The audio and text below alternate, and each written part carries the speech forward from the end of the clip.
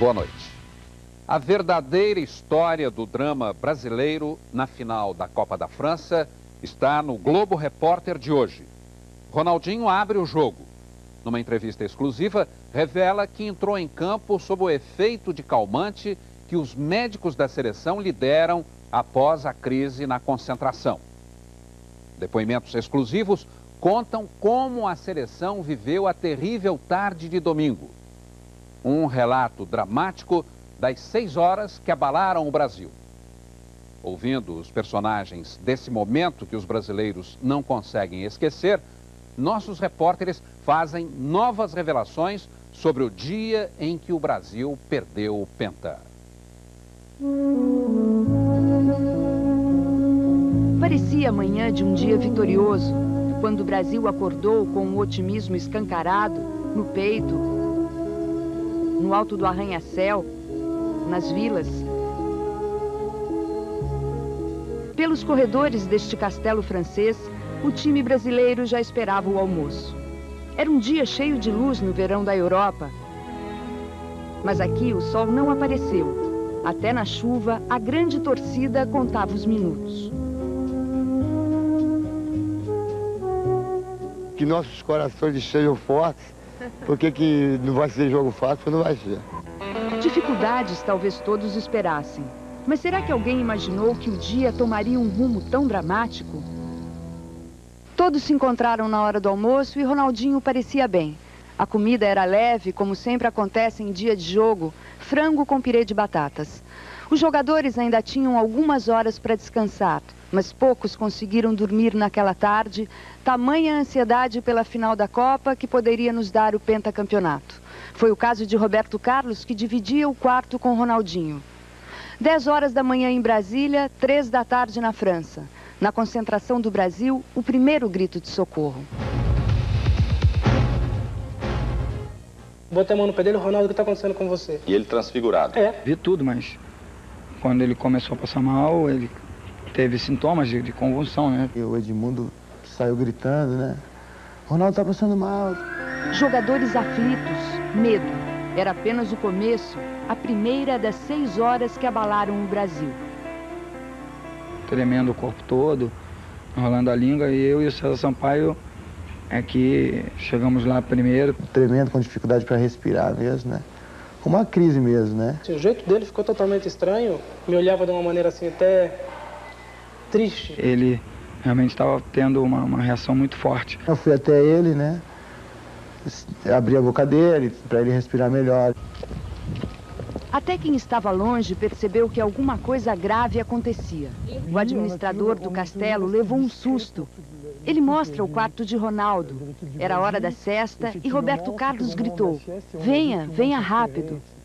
C'est Roberto Carlos qui appelait en disant vite, vite, vite, venez vite, Ronaldo ne va pas bien. Vozes, tumulto, correria. Onde estava Zagallo? Eu escutei um barulho, uma gritaria, mas não podia imaginar que fosse alguma coisa dentro da nossa seleção.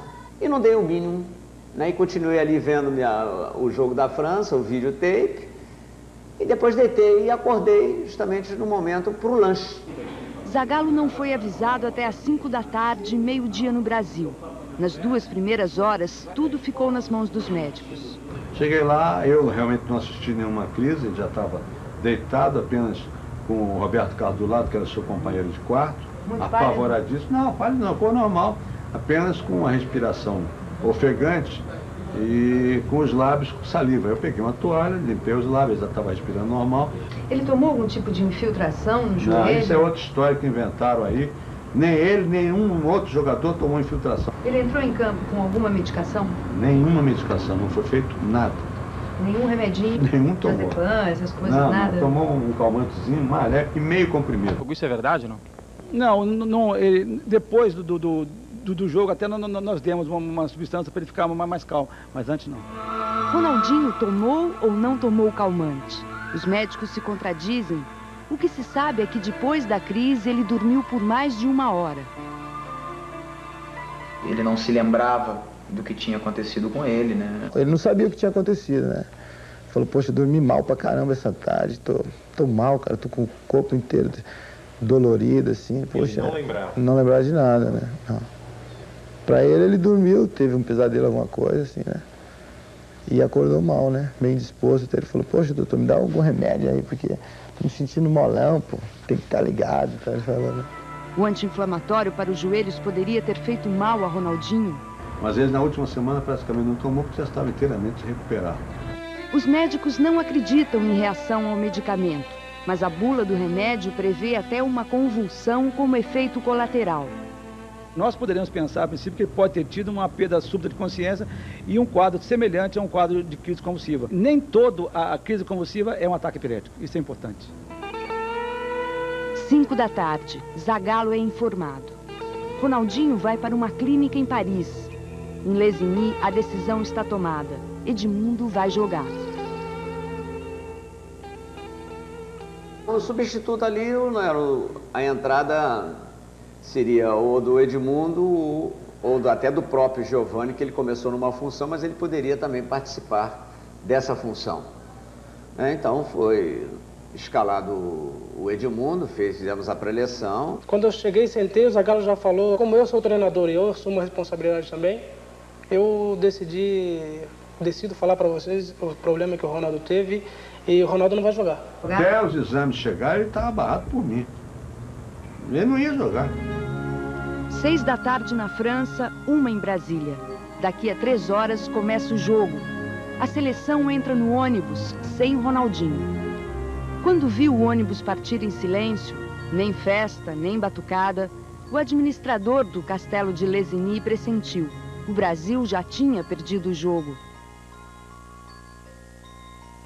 Todo mundo adora muito ele, porque pelo comportamento que ele tem, em função de tudo que ele vive. Então acho que essa coisa, claro que existia uma preocupação. Paris, euforia no estádio da grande final. No Brasil, à beira do Penta, ninguém sabe de nada. O segredo daquela terrível tarde de domingo começa a se revelar. Ronaldinho não está escalado. E torça para que pela primeira vez isso esteja errado. Vai ter Edmundo com a número 21. Ronaldinho está fora. Os franceses se aquecem no gramado e o Brasil não entra em campo. Lá dentro, outro drama está começando. Edmundo ou Ronaldinho? Ronaldinho deixou a clínica em direção ao estádio. Foi conduzido por batedores, enfrentou o difícil trânsito de Paris e teve medo de não conseguir chegar a tempo. 1 hora antes do jogo, Ronaldinho estava no vestiário disposto a entrar em campo. 45 minutos, a decisão tem que ser tomada. O Ronaldo já estava com calção e já querendo jogo. Que ninguém obrigou o Ronaldo a nada. Eu falei, não, peraí, vamos primeiro conversar. Do ponto de vista neurológico, ele estava bem. O Ronaldo, quando ele saiu do quarto, ele já falou, me espera que eu vou jogar. Os exames não deram nada. Então, e eu estou me sentindo bem, eu não vou ficar de fora dessa. Ele, quando ele se recuperou do problema, eu vi um Ronaldo bom. O departamento médico disse que os exames não estavam tudo bem, o jogador vai e pede para jogar, o Zagallo achou que poderia escalar. Então você vai jogar, está escalado. Foi uma decisão conjunta, toda a comissão técnica. Você que está me vendo, o que você faria? Você deixaria de fora o melhor jogador brasileiro? Se ele mesmo está dizendo que quer jogar? Ele disse que estava bem para jogar, ele estava pálido, assim, você sentia alguma coisa física? Cansado. O Brasil finalmente está em campo. 90 minutos que entraram para a história do futebol. Pela primeira vez, uma França campeã.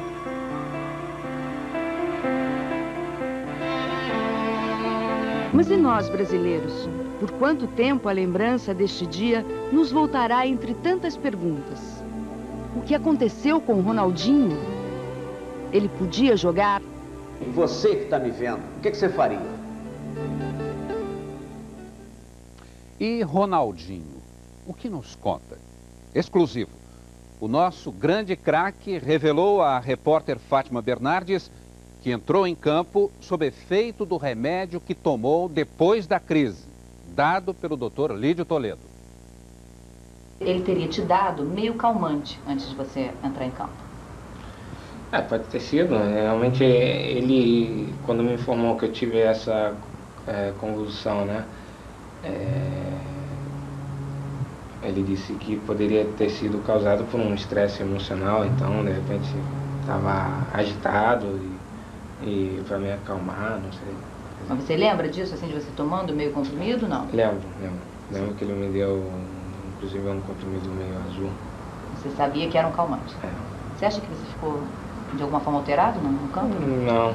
Não, porque... Que horas foi isso que você tomou isso?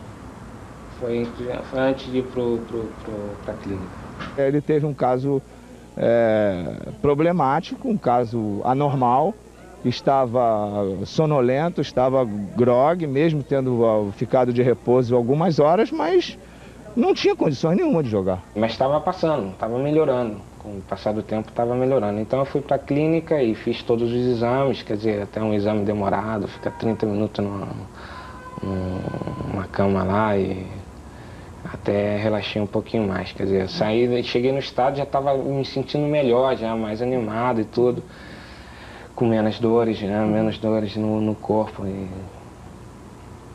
Então, quer dizer, mas a decisão de jogar mesmo só foi lá no estádio que cheguei lá, ó, o exame tá tudo certo, tá, não tem problema algum e eu quero jogar. É verdade que quando os médicos deram o calmante, a decisão era deixar Ronaldinho de fora do jogo. Mas o jogador acabou liberado pelos mesmos médicos. Segundo especialistas da área esportiva, o uso de tranquilizante é considerado doping negativo e que poderia ser detectado no exame de urina. E os efeitos colaterais mais comuns são cansaço, sonolência e até relaxamento muscular. Mas o que significa viver na pele de um dos homens mais famosos do mundo? Daqui a pouco, Ronaldinho abre o coração. E o da Furacão.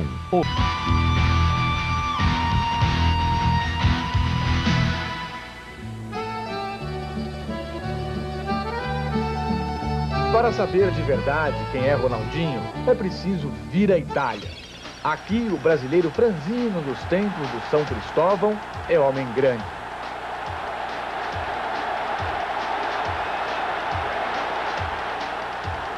Amadurecido pela fama, pela cobrança da torcida e pelo salário de 5 milhões de dólares por ano. Se Falcão foi rei de Roma, Ronaldinho é imperador. Ou, em outras palavras... Ronaldo, fenômeno. Do rótulo de fenômeno que ele recebeu aqui na Itália, ele não gosta. Mas que é fenômeno de vendas, isso é inegável. Dizem até que ele vende mais do que pizza. Dono de 2 títulos de melhor jogador do mundo, Ronaldinho tem outro tom. É muito fácil gostar dele.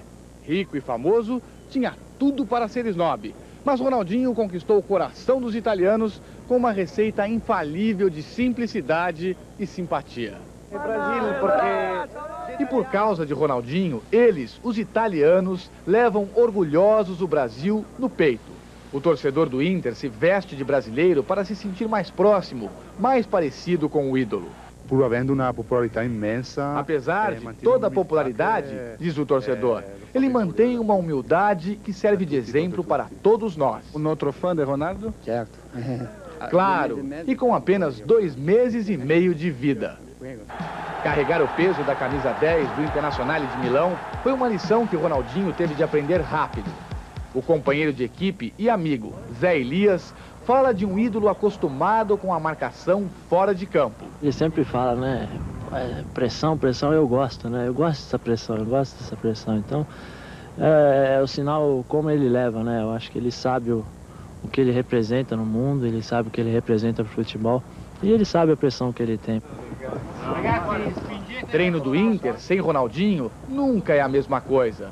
Fica sério demais, perde o ar da graça. É uma pessoa que, se ele puder 24 horas do dia ficar brincando, levando a vida numa brincadeira, ele leva, né? E quando tem que levar a sério, ele leva muito a sério. Né? Mas por mais que disfarce, por mais que leve na esportiva, Ronaldinho está sempre cercado pelo interesse da torcida, da imprensa, por uma enorme expectativa. Ele não tem a menor chance de levar uma vida normal, de tomar um simples cafezinho aqui no centro de Milão. Milão para Ronaldo é paisagem pela janela do carro. Ele não conseguiu pisar nenhuma rua de uma cidade famosa pela riqueza e elegância. O dia em que foi a um desfile de moda, jurou nunca mais voltar. O craque mora numa confortável cobertura com vista para o estádio San Siro. Quando está em Milão, Ronaldo só consegue sair à noite. O destino favorito é esta churrascaria. A mesa que ele gosta está sempre arrumada à sua espera. Os 30 garçons brasileiros já sabem o que trazer quando o astro aparece faminto. E o prato é sempre o mesmo, sempre o mesmo. Ele gosta da farofa de ovo, da picanha, da alcatra, carninha brasileira, né? Aquela coisa fantástica. A boa carne tem seu mérito na conquista de clientela, mas foi Ronaldinho que deixou a casa eternamente cheia. Quando o Ronaldo aparece, depois o pessoal fica ligando para ver se ele está aqui. Mas quanta gente não liga? Liga, o Ronaldo chegou, o Ronaldo está aí hoje, o Ronaldo vem comer esta noite. A gente fala, não sei, nunca se sabe o dia que ele veio, né? Hoje o torcedor está mais ligado na saúde de Ronaldo. Os jornais italianos demonstram solidariedade e carinho ao craque. Prioridade agora é preservar a intimidade do astro, diminuindo o contato dele com a imprensa italiana e com os fãs. Ronaldo invece per noi è come un gioiello. Ronaldo é como uma joia, afirma o porta-voz do Inter de Milão, Sandro Sabatini. Só se deve exibir em ocasiões especiais. Utilizza solo nelle occasioni importanti. Passado o susto de domingo, o médico do clube acena com a possibilidade de contratar uma equipe de psicólogos para dar apoio especial a Ronaldinho na volta das férias de 30 dias. De proteggerlo um pouquinho de Piero Volpi diz que vai acompanhar a saúde do jogador com o dobro de atenção daqui para frente. Conversar muito com Ronaldinho é o compromisso do técnico Luigi Simone. Afinal, trata-se de um jogador especial dos pés à cabeça. Ronaldo é uma pessoa de muita sensibilidade, diz Simone, e que vive intensamente cada instante da sua vida. Não facendolo capire, mas ele vive muito intensamente. Ronaldinho pode muito bem aproveitar intensamente cada dia das férias sagradas. A volta para a Itália vai ser marcada por muito calor humano dos companheiros do Internazionale. Vai receber ele aqui de braços abertos e com certeza vai ajudar ele de todas as maneiras. Acho que todo mundo aqui, como eu falei, tem ele no coração como um amigo, não como um jogador, não como um fenômeno. E para muitos torcedores, o culto a Ronaldinho já virou filosofia de vida. Não sou o Ronaldo, mas penso como ele. O melhor do mundo ama o Brasil, mas quando se trata de entrar em campo, enfrentar campeonatos, em que time ele prefere jogar? É bom estar jogando fora ou não? É bom. Eu adoro jogar lá fora. Você se vê jogando hoje aqui no Brasil, novamente? Num clube? Não, hoje em dia não. Não, porque eu tô acostumei, quer dizer, no campeonato europeu. Quer dizer, aquela organização, quer dizer, tu sabe o que tu vai fazer daqui a um ano. E isso é legal e eu acostumei. Aqui a gente vê, campeonato carioca, é difícil para um jogador ver essas confusões todas acontecendo. Tem jogo, não tem. É uma pena, é lamentável, mas ainda falta organização no futebol brasileiro. Você tem mantido contato lá com o pessoal do Inter? Tenho contato.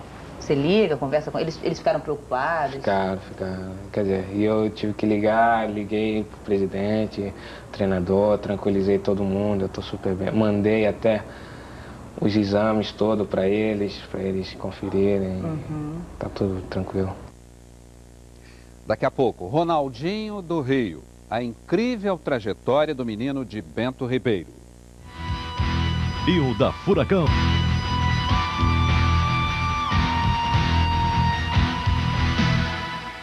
Mas eu só quero é ser feliz, feliz, feliz, feliz, feliz, onde eu nasci. Bastaram 5 anos.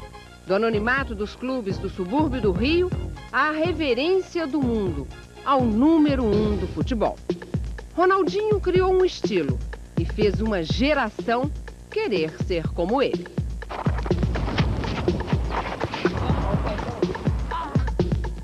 O moleque do bairro carioca de Bento Ribeiro era apenas o Dadado, apelido que ganhou ainda bem pequeno. Ele sonhava ser o craque de Valqueire, Ramos e São Cristóvão. Na escola não conseguiu ir além da 7ª série, mas mostrou ser um aluno exemplar dentro das 4 linhas do campo.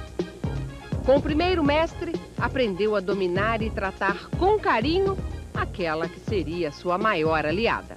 Eu pegava a bola, ficava levantando, aí eu...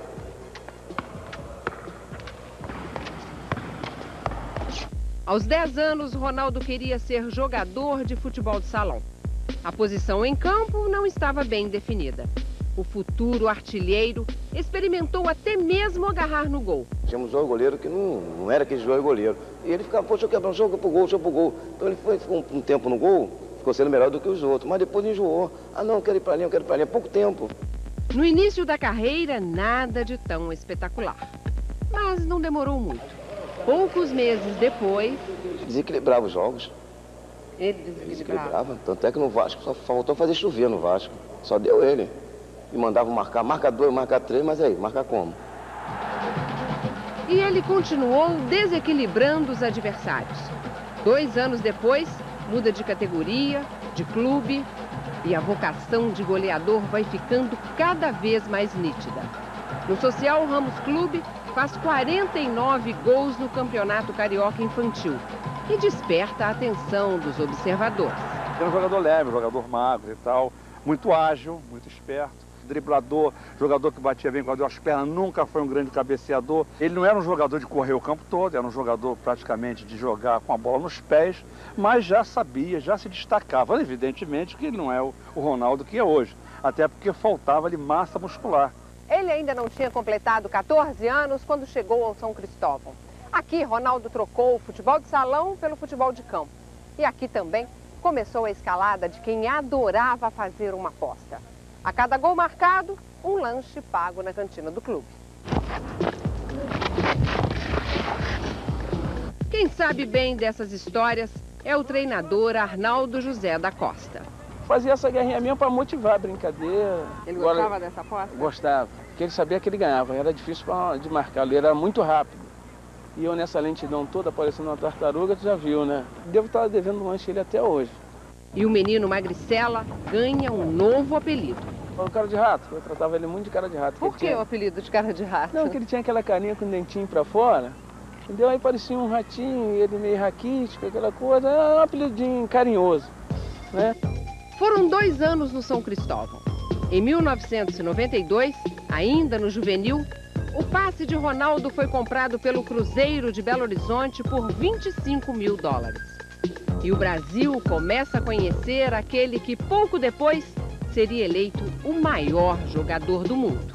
Mas eu só quero é ser feliz, feliz, feliz, feliz, feliz, onde eu nasci, e poder me orgulhar. O jogador que espanta o mundo, para nós brasileiros, será sempre um menino do Rio, que não esquece as jogadas da infância. É verdade que você pensava em jogar no... Você gostava de agarrar? Não, a história foi o seguinte, porque eu fui fazer um teste no Valqueire Tênis Clube, com futebol de salão, né? Uhum. Só que no dia tinha muita gente na posição que eu jogava. Eu era um dos últimos. Uhum. E tinha pouca gente para fazer teste de goleiro.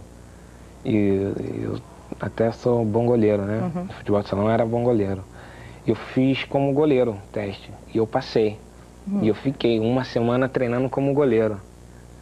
Só que aí depois eu pedi para mudar, que o meu lugar era na linha. E era esse professor Elmo que era seu técnico? Era meu treinador. É?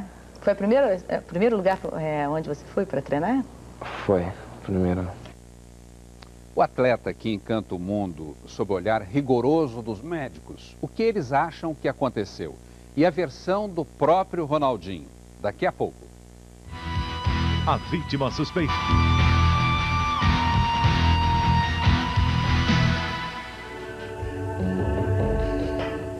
Foi a pior partida do Brasil na Copa. Todos pareciam assustados em campo, nervosos. E o mais estranho era ele. Final de jogo, derrota e um mistério. Afinal, o que houve com Ronaldinho? Desde aquele domingo triste, muita gente já tentou responder a esta pergunta. Mas até hoje, ninguém pôde dizer com absoluta certeza o que realmente aconteceu no quarto 290 da concentração brasileira em Lesigny. Ronaldinho não se lembra de muita coisa. Roberto Carlos descreveu o que viu, os sintomas de uma crise. Os exames não revelaram nada. E o médico da seleção diz e desdiz a cada dia. É muito pouco para se tentar um diagnóstico, mas duas hipóteses continuam sendo discutidas. Poderia ter sido uma convulsão. Para que isso acontecesse, ele deveria ter um foco convulsivo no cérebro, uma espécie de cicatriz. E isso não é tão raro quanto pode parecer. Calcula-se que 2% da população brasileira tenham essa cicatriz. Exames como a ressonância magnética e a tomografia computadorizada conseguem revelar os focos, que podem ser tumores, malformações ou lesões causadas por traumas de parto, acidentes e infecções. A convulsão pode ser espontânea e acontecer até durante o sono, ou provocada por vários fatores, entre eles o estresse. Nós podemos fazer uma analogia que é como se fosse o cérebro constituído de inúmeros fios e que nessa região onde existe a cicatriz cerebral, os fios são descascados e de repente acontece um curto-circuito. Esse curto-circuito se espalha, essa atividade elétrica normal se espalha e aí quando ela se espalha pelo cérebro, a pessoa então perde a consciência e tem aquela convulsão clássica, ou seja, em boa parte das vezes, tem ele trava a boca e tem aqueles movimentos clônicos, repetitivos, e se debate, saliva e assim por diante.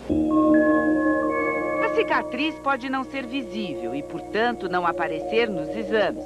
É o chamado distúrbio funcional, que acontece quando numa área do cérebro existe alguma alteração.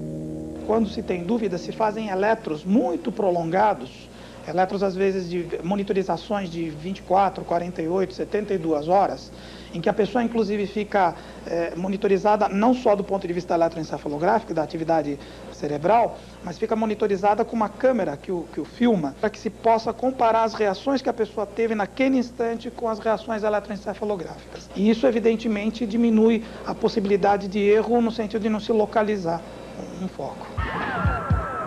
Uma convulsão nunca vem sozinha. Num espaço curto de tempo, várias crises podem se repetir. Elas duram até 3 minutos. E quando tudo termina, a pessoa pode ficar de horas até alguns dias perturbada, confusa e deprimida. Pelo visto, não foi o que aconteceu com o nosso craque. Quando ele entrou em campo, parecia lento, mas tinha um aspecto físico que não é próprio de quem acabou de ter uma convulsão de verdade. Medo de avião, pavor de assalto, a dor de uma perda afetiva, a expectativa de um grande momento na vida. São todos fatores que causam estresse, mas quando a ansiedade passa dos limites suportáveis, o corpo entra em colapso. É a chamada síndrome neurovegetativa. Teria sido esse o problema de Ronaldinho?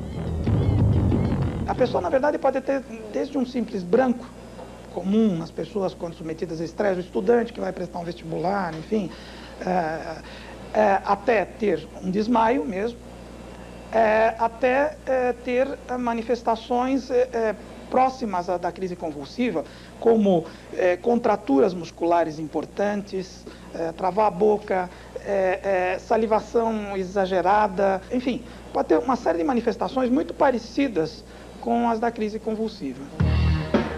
As duas crises podem ser parecidas, mas a síndrome neurovegetativa não aparece em exame algum, exatamente o que aconteceu na clínica em Paris. Para os psiquiatras, um outro nome define essa crise assustadora sem lesão neurológica. É um ataque de pânico. São sintomas que todos nós, de certa forma, conhecemos. Falta de ar, tremores, um coração um pouco mais rápido, uma sensação de tontura, perna bamba. Mas quando esses sintomas vêm todos juntos de uma maneira súbita e inesperada, normalmente a pessoa pensa que está morrendo ou que alguma tragédia vai acontecer. 15% da população podem ter um único ataque de pânico ao longo da vida. Mas uma crise isolada não significa estar doente. A síndrome, identificada recentemente pelos médicos, costuma se manifestar entre os 17 e os 25 anos. E a primeira providência para a maioria dos médicos é medicar o paciente. Foi o que fez o médico da seleção brasileira. Para os especialistas, a imagem de Ronaldinho em campo não deixa dúvidas. A lentidão dos reflexos dele é típica de quem tomou um calmante. Seja qual for a origem da crise, os médicos têm uma certeza: Ronaldinho jamais deveria ter jogado. Dependendo da causa que levou o indivíduo até a síncope, ele deverá, pelo contrário, abster-se de qualquer atividade física, né? Então, de imediato se repousa, se retira esse indivíduo das suas atividades naquele dia e procura se identificar qual é o fator causador. Quais são os fatores emocionais que contribuíram para o desencadeamento dessa síncope. E aí, em seguida, tratar essa causa.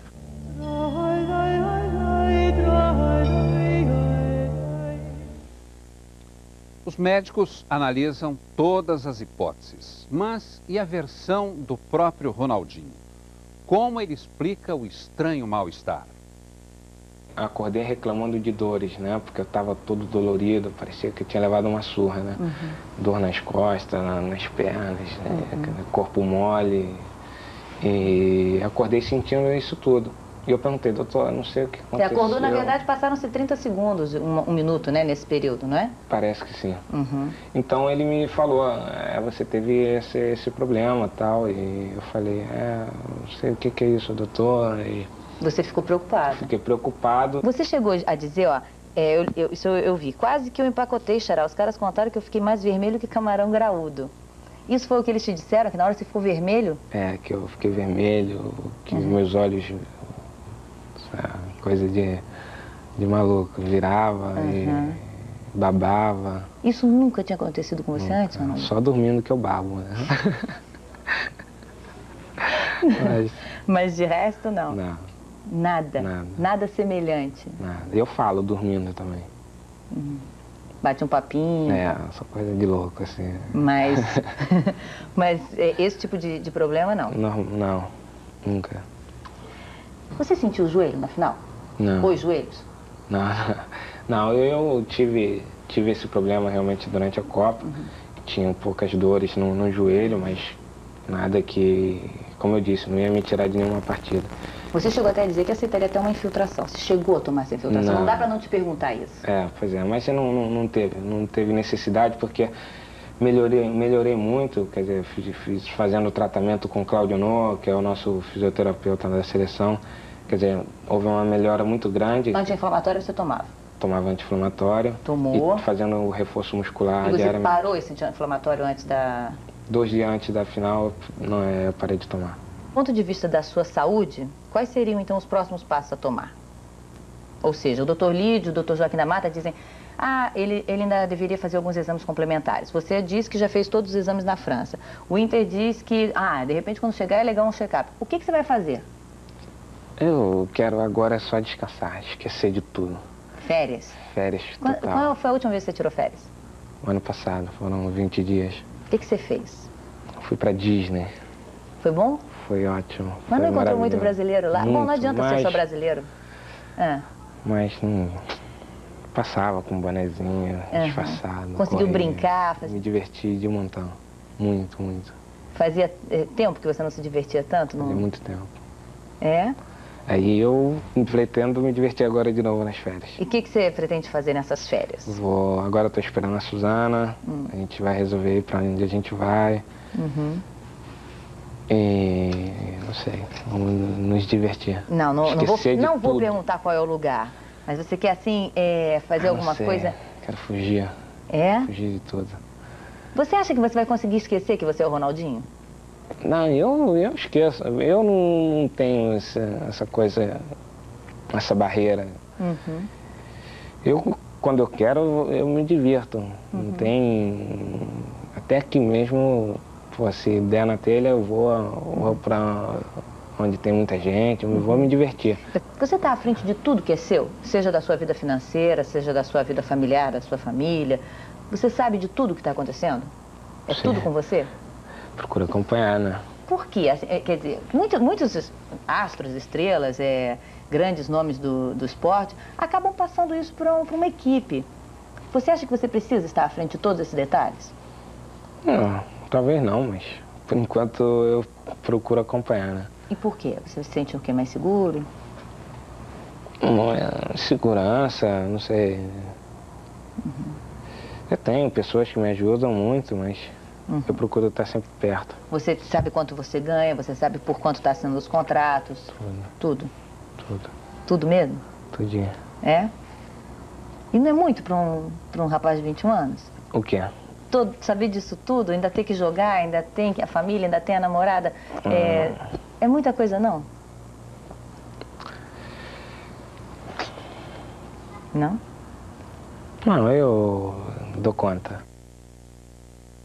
Galvão Bueno, o que revela o homem que acompanhou cada minuto, cada cena da trajetória brasileira na Copa. A seguir.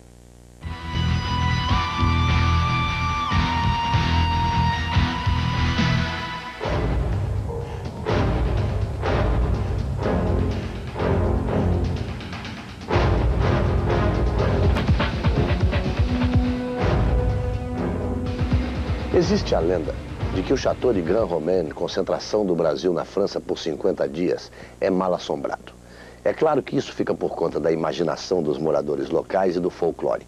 Mas também é verdade que a seleção teve que exorcizar seus fantasmas nesta campanha na França. E não foram poucos. Tudo começou bem antes da viagem do Brasil para a França. Ainda na concentração, na convocação.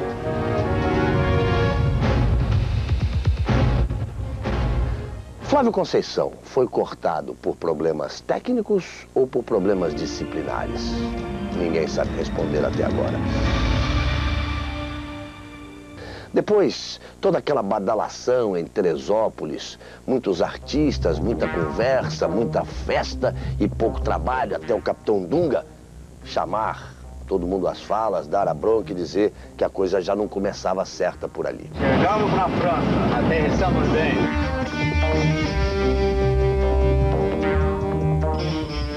O Brasil chega à França e os problemas continuam surgindo. O maior deles, claro, no corte de Romário. Um dia o médico vem e diz... Romário vai jogar inteiramente recuperado da Copa do Mundo, sem dúvida nenhuma, não tem mais corte. Romário foi cortado no final deste dia, quando todos garantiam que ele tinha lugar permanente na seleção e que no segundo jogo já estaria em campo junto com Ronaldinho.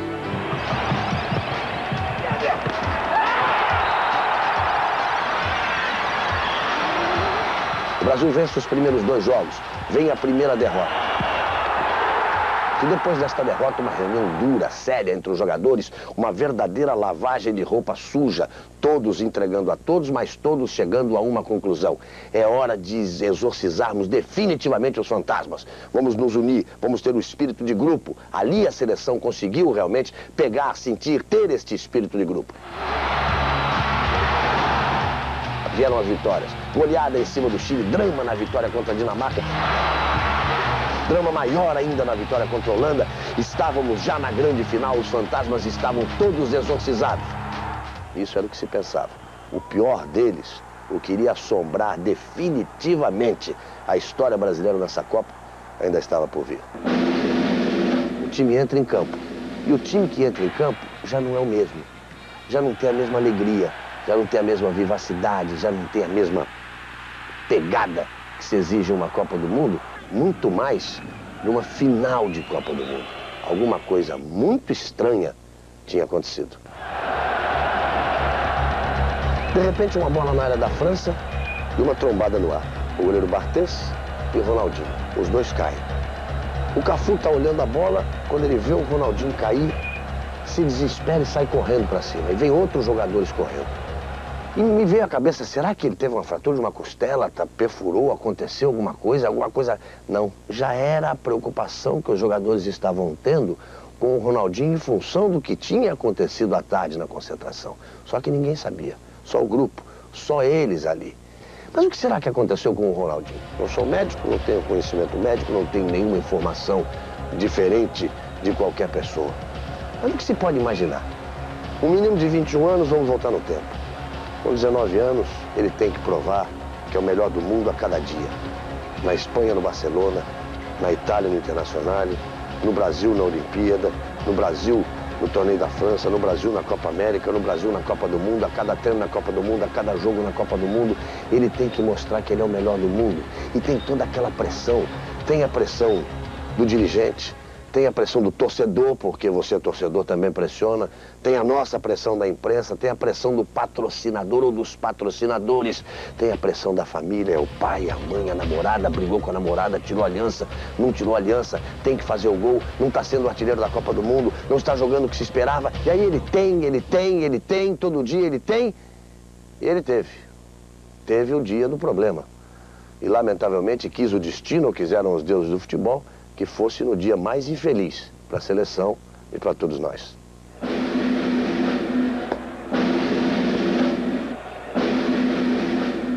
Já que nós vamos ter uma mudança de jogadores, porque é um grupo que vai chegando ao fim, conquistou brilhantemente um campeonato mundial, de forma honrosa um vice-campeonato mundial, já que vamos ter novos jogadores, muito provavelmente um novo técnico, uma nova comissão técnica, que venha um novo discurso. O discurso das coisas claras, o discurso das coisas simples, porque à medida que se esconde da imprensa o fato, está se escondendo do torcedor, que é a razão principal de qualquer trabalho. Que pelo menos essa lição fique de todo esse problema, que daqui para frente possa existir mais transparência em tudo que é feito na seleção brasileira. Porque o Penta não foi cancelado, foi apenas adiado para 2002.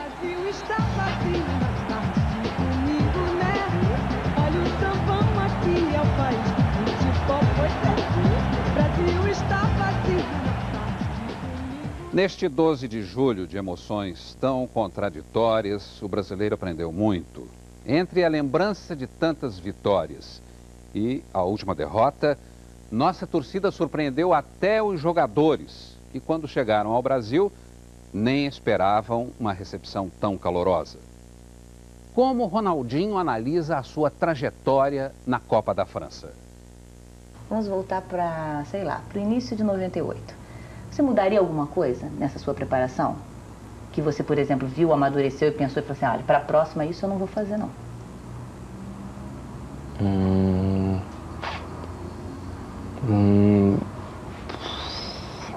Não. Acho que não. Tudo que nós fizemos lá, o que eu fiz, quer dizer, eu vim de um campeonato, claro, difícil, desgastante, que foi o campeonato italiano, que acabou às vésperas da apresentação da seleção, né? E tive pouco tempo para descansar, quer dizer, de repente se eu tivesse tido um pouco mais de tempo para descansar e apresentar com a cabeça fresca na seleção, poderia ter sido melhor, mas... Isso não dava para mudar, né? Era a tabela do campeonato italiano. Era a tabela e não tinha como mudar, mas... Quer dizer, no trabalho todo, foi tudo muito bem feito, acho que não teria muito o que mudar, foi dado o máximo. Não dá pra gente ver que uma coisa aconteceu de muito marcante. Vocês saíram de um jogo com a Argentina, de uma derrota com a Argentina, com a torcida brasileira vaiando vocês. E vocês voltaram sem o título, mas com um vice-campeonato e aplaudidos. Você acha que o torcedor brasileiro mudou durante essa Copa? Quer dizer, vocês notou que essa torcida recebeu vocês diferente? Notei. Não só eu, mas como todos os jogadores. Foi emocionante a nossa chegada em Brasília e ver realmente o povo brasileiro aplaudindo a gente, né? E acho que a gente conseguiu passar alguma coisa de legal para todo esse povo. Uma alegria, né?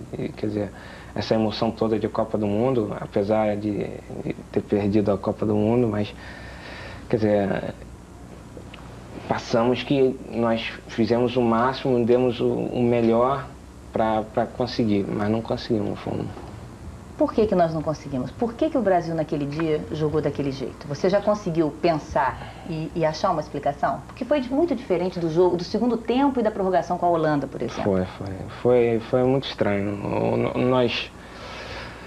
Nós entramos bem no jogo, quer dizer, tivemos até no córner o Rivaldo cabeceou e o goleiro defendeu. Quer dizer, a gente já estava pressionando mais do que eles.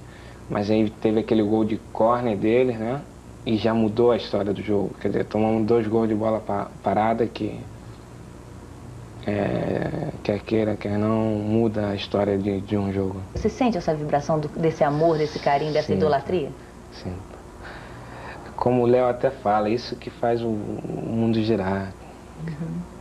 O Leonardo cansa de falar isso pra mim. Ele até brinca, pensa que eu fico sacaneando ele. Mas essas coisas que são importantes, né? Quando é que na sua cabeça deu um clique e você descobriu ou você pensou que você seria jogador de futebol? Eu só quis ser jogador de futebol. É mesmo? É. Mas nunca imaginou chegar onde você chegou? Eu sonhava em chegar. Mas não assim tão rápido também como foi, né? Você sonhava o quê? Ser o melhor do mundo, assim? Sonhava. Até pouco tempo atrás eu cheguei até a dizer. Até anunciar que eu ainda vou ser o melhor do mundo. Aí parece que um ano depois... Você consegui. 2 vezes? É. E é bom ser o melhor do mundo? É. É melhor do que você imaginava ou não? É. O que traz de vantagem? Não tem vantagem, mas é o respeito, assim, dos colegas, sei lá. Não tem vantagem, mas o reconhecimento é muito legal. É bem legal. Sempre as suas entrevistas, você é sorridente, bem-humorado. Você também se cobrava isso? Quer dizer, eu tenho que ser sempre um bom moço? Não, mas às vezes eu tô assim... eu sou assim mesmo, eu sou feliz, eu sou feliz, entendeu? Tô sempre rindo. Também tenho facilidade para rir, meus dentões aqui, pra mim ir pra frente.